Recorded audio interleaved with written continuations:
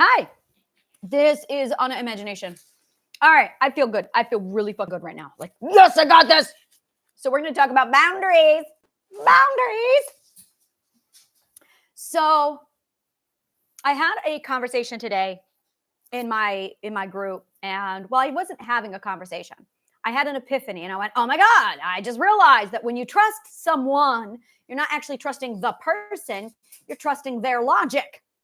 So I did this whole talk on it, and it was just me like literally writing logical code and breaking it all down, organizing the thought, putting it in order, making conclusions, and I'm going, all right, I got it all down. So I had the rough draft of the math, and I walked away from it, and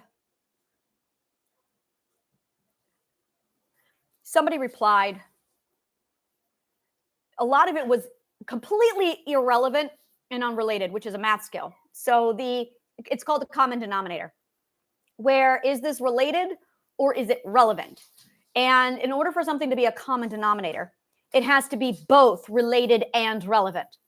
If it is related but irrelevant, it's an anomaly. So, and this is not the first time this person has done this. He does it often. Almost every time he talks, he brings up things that are absolutely unrelated. His logic is so poor that he does not know when he is talking about things that are related and unrelated, relevant or irrelevant. So he brings up all these things that have nothing to do with the topic, nothing at all to do with logic. And it's like, your logic is so faulty, but I'm not talking to him at this point. And I'm sitting here like, and this is a frustration. And this is the first clue that I need a boundary is I'm getting frustrated. I'm getting annoyed. I'm getting like, what the fuck? And almost everything I say, he basically challenges that logic is crap, but he doesn't know a goddamn thing about logic. And I have no tolerance for people who bash logic, just none. If you think logic has a problem, you really need to go back to school. And I'm just done with it. Now, here's the other side of this coin. I had my brother who figured out that I'm a logician, and he wanted that feather in his fucking cap of besting me in a logical argument, but he couldn't do it. He could not fucking do it. So he got this craw in his side from the time we were like 4, 8 years old, where he just wanted to best me in logic one time, and he never could do it. Never could do it. In addition to that, my asshole of an ex of 28 years, friend and husband, did it as well, where it was, I was a logical punching bag for these assholes, where it was, oh, if I can best her in logic, then I must be really fucking awesome. So I became the subject of their logical weaponized assault because they just wanted to prove that they could out-logicize me. And then I had a friend for 22 years who did the same fucking thing to me. So between my brother, my asshole ex, and then my friend of 22 years, I have been nothing but a logical punching bag to these assholes. For an accumulation, let's do it, of 22 plus 28 plus, how long did I know my fucking brother before I finally blocked his ass? I'm going to say 40 years. No, let's be kind. Let's go 30 years, but that's really a lot less. So it was an accumulation of 2, 4, 80 years. An accumulation of 80 fucking years of these fucking assholes bombarding me to try and just prove that they knew logic better than I. And there's only one person who's been able to best me in logic, and that's my partner. So I'm sitting here going, all right. Now that man is more logical than I am. Holy fuck. And I attract one of two kinds of people now. I attract the logical punching bags, or the assholes who want to turn me into a logical punching bag. And I also attract people who really want the privilege of having a debate with me. And I have this idea later. I'm thinking later, like in 10 years, in 5 years, probably closer to 2 to 5 years. I'm thinking in 2 to 5 years, I'm going to have Anna's Lounge in real life, where people can join me for a philosophical dinner and we'll have a debate and a discussion. But you're going to pay through the fucking nose. Bottom line, you're going to pay through the fucking nose. Now, I also have a group of very close friends. Now, I'm going to tell you right now, these people are learning. They nourish my brain. They nourish me. And they know the value of logic. So I have this very tight group of friends where I have about 4 people, and they enter into logical debate with me. They enter into logical discussion, and we talk. And it ranges from them advising me. And in fact, they are my advisors. It ranges from them advising me, them asking me for advice. We are literally peers. And I only have about 4 or 5. I really don't need anyone else. I'm at a point where I'm ready to close the door on it. I might have one more person. I can see definitely one more person because I have literally 3 full-time people at my beck and call right now. And then I have someone who pops in every now and then.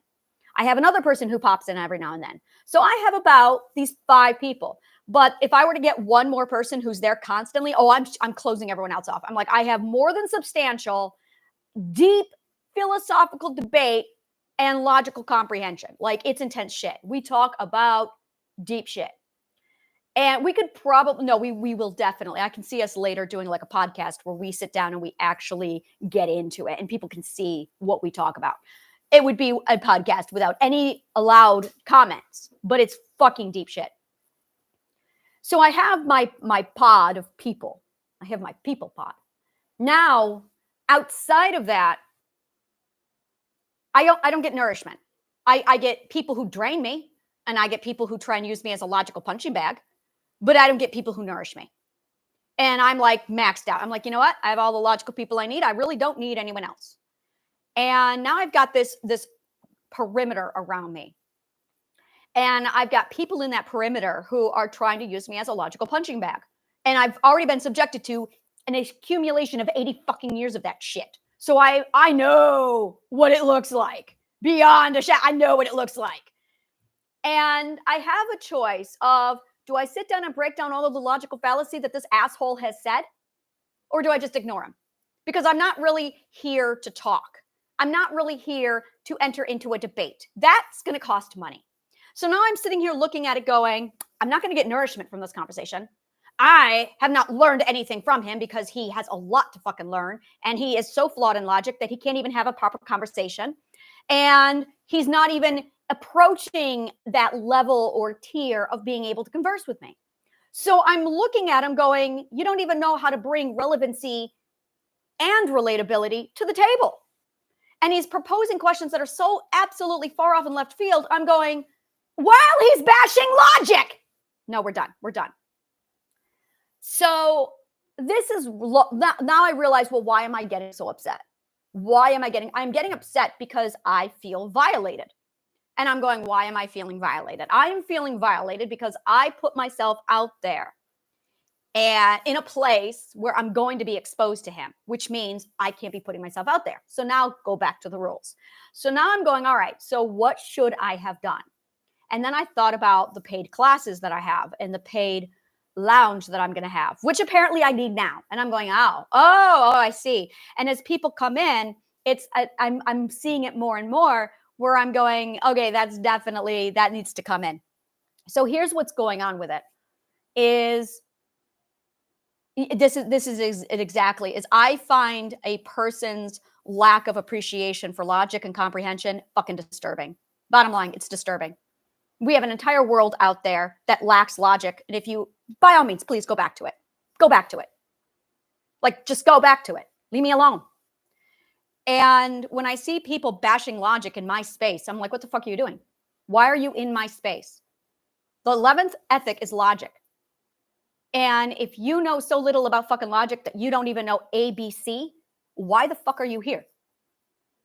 And I realized I have failed to preserve and protect my space. I have failed to lay down this boundary. So I'm looking at the boundaries of everything. I'm looking at how everything is shaped. And I'm trying to figure out what the best way is to proceed and go forth. And I realized that I'm officially at that point where if people want to have a discussion or a debate with me, it's going to cost a lot because I have no fucking tolerance for it, which is why there's no comments allowed on my shit. It's because I just have no tolerance for it. And it's, I'm either getting trolls. I don't need those. I'm getting somebody who thinks they know better and with fine, give me the logic, but they don't. Or I'm getting somebody who agrees with me and they're telling me how awesome I am or how much they can relate to what I have to say. Great. I appreciate it, but I don't need that for my ego. Thanks, but no thanks. So I decided there's really no benefit here to me having comments. None at all. None at all. The only people, like, there's nothing good that can come out of having people comment on my shit. There's just nothing good out of it. I'm like, you're either telling me something I already know, you're using the logic and you're already figuring it out on your own, and you're going, oh, wow, she's matched to me because we have the same logic. Well, because we're using fucking logic. Yeah, yes. Yeah, we're going to agree. The more logical you are, the more we're going to agree. Or you're just here to tell me how wrong you think I am because you don't have logic. I'm no tolerance, just no tolerance. So I'm now looking at everything else going, okay, so how can I structure this? How can I? And so I'm looking at it now going, all right, this is what we're dealing with. Yeah, I'm just at a point where I need to do price points. Yeah, this is it right here. Because I don't have a problem sitting down and having this discussion with people. And in point of fact, that's something I offer with my membership, where with my membership, I have a class on Saturdays. Ooh, and I'm like, oh yeah, in an hour, in fact, where I have a class. And I'm sitting here going, well, there it is. Like, there it is. So yeah, and I think that's just it. Is I'm pulling myself completely off of it. Of I will give my opinion. This is really, really weird. It's really, really hard because it's like I literally can't comment, and it's a weird, different kind of silencing, but it's chosen. It's like, so either I reject people in my group or I don't comment at all, but because I can't have both. I can't have both. That is it right there. So I have to decide, do I comment or do I not? And that's it right there. Because I cannot have, I have to, yeah, there it is. There it is right there. All right, I'm understanding this. Okay.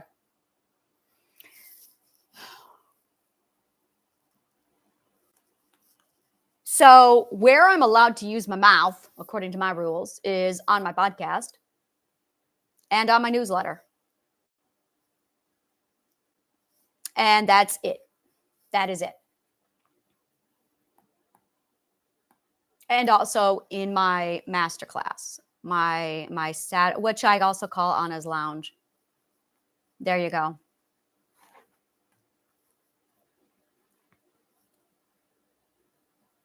All right, I'm feeling better. So now I'm looking at my, excuse me, I'm looking at my newsletter and I'm trying to figure out how to break it all down. I just might call my newsletter Anna's Lounge, because that's what I'm calling it here, is Anna's Lounge on my podcast. And that's fantastic, because now I'm like, oh, I can just talk about whatever the fuck I want to talk about, and I'm there's no box. And I'm thinking about also taking that over, and I have that with my masterclass for my membership. And now I'm thinking about doing it on my newsletter as well. And that's probably just, that's why it's all aligned. It's all Anna's Lounge. Yeah, I think I'm going to do that. I love that. I love that. I love that a lot. All right. All right. I feel good. I feel better.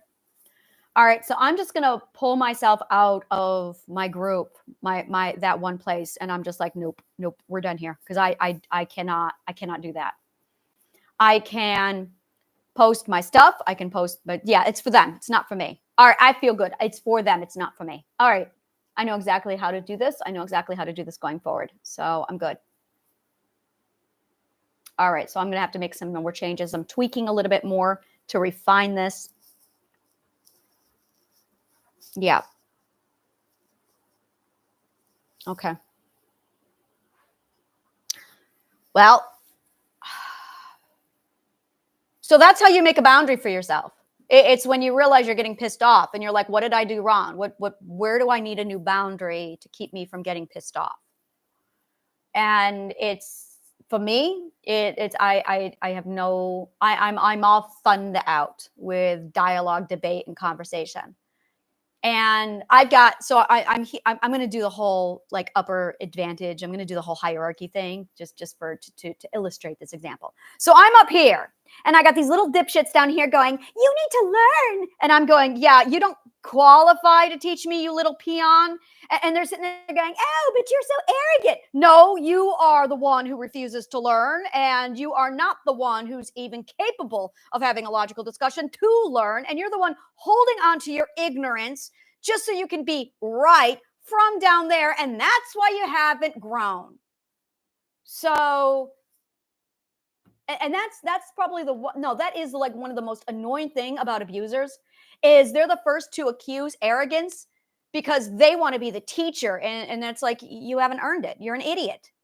You're down there because you haven't learned, dumbass. That's the real delusion.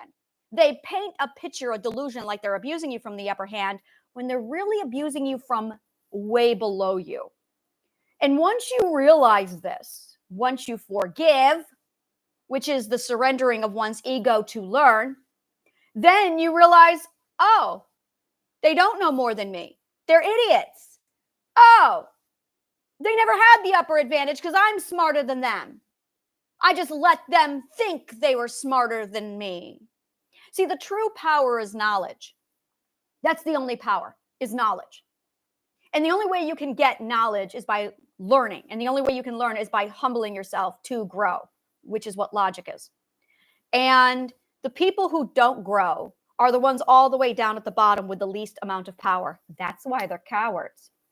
And then they basically realize that if they manipulate logic and weaponize logic and word, they can make it look like they're smarter than you because they learned how to weaponize words. But once you realize that they've weaponized words and not logic, suddenly it's oh, you're not logical. You're just manipulating the words, not the logic. You're an idiot. But you've got to humble yourself to the lesson to figure that out, which is what forgiveness is. But because people don't know, yeah, they're just, you got to be humble. And once you decide to learn from your abuser, you make them a teacher, and then you realize how stupid they are. And then you're like, oh, you were never up there to begin with. You're all the way down there. You're just a little idiot. You're an unlearned, uneducated moron who refuses to learn. All right, I get where you are. I get where you are. And they're always the first ones to accuse you of not being open-minded to learn. Always. Because they're on the other side of the mirror where everything they say is actually a reflection of themselves. Imagine somebody who's arguing with their own reflection.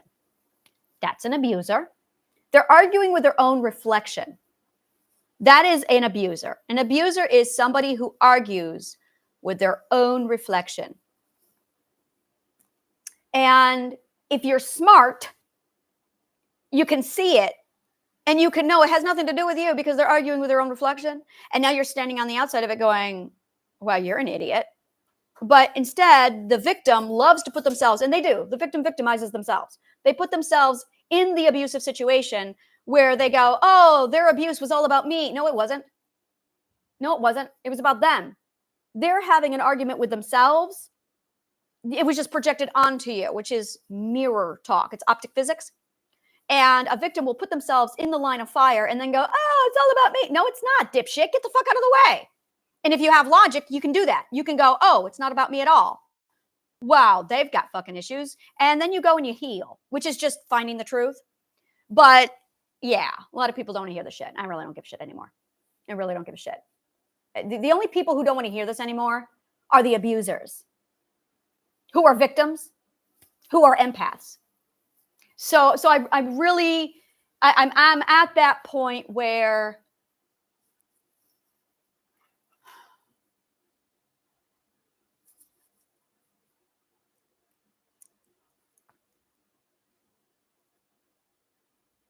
I'm getting closer to it. I'm getting closer right to hitting this nail on the head. And as soon as I do, as soon as I find the right little keyhole that I can just like flip that switch, the whole thing's just going to turn. And then I'm going to be like, all right, I'm cool.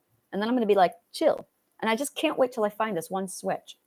And I'm just looking for this one switch because it's annoying the fuck out of me. And I think it's because I'm being aggravated inside my protective circle where there's a bunch of idiots still. And I'm like, no. No, I got something there. I got to dig into it. I got something there and I got to dig deep into that. All right. So thank you. And may the kindest of words always find you.